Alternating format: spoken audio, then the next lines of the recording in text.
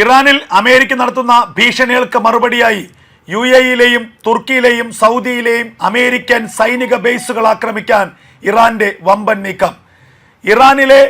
ഇറാനിലെ ആയത്തുള്ള Ali Khamenei ഭരണകൂടത്തിന്റെ പ്രധാനപ്പെട്ട കേന്ദ്രങ്ങൾക്ക് നേരെ അമേരിക്കയുടെ ആക്രമണം ഏത് നിമിഷവും ഉണ്ടാകുമെന്നുള്ള മുന്നറിയിപ്പുകൾക്കിടയിലാണ് അമേരിക്കയുടെ സൈനിക ബേസുകൾക്ക് നേരെ ആണവായുധാക്രമണത്തിന് ഇറാൻ തയ്യാറെടുക്കുന്നതായിട്ടുള്ള വാർത്തകൾ പുറത്തു വരുന്നത്.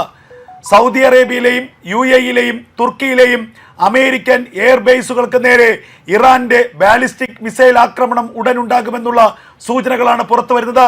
അതിന് തയ്യാറെടുക്കുകയാണ് Iran revolutionary guard corps.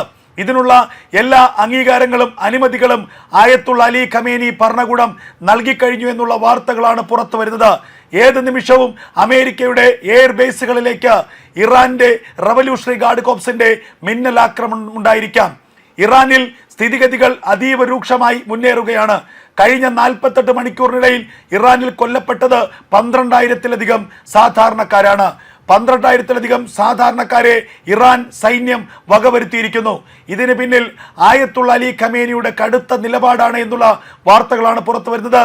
Iran ഭരണകൂടത്തിന്റെ എതിരാളിയായിട്ടുള്ള ഇറാൻ ഭരണകൂടത്തിനെതിരെ തെരുവുകളിൽ പ്രക്ഷോഭം നടത്തുന്ന സാധാരണക്കാരെയും കുട്ടികളെയും സ്ത്രീകളെയും അടക്കമാണ് തെരുവുകളിലിട്ട് വൻതോതിൽ കൊലപ്പെടുത്തിയത്.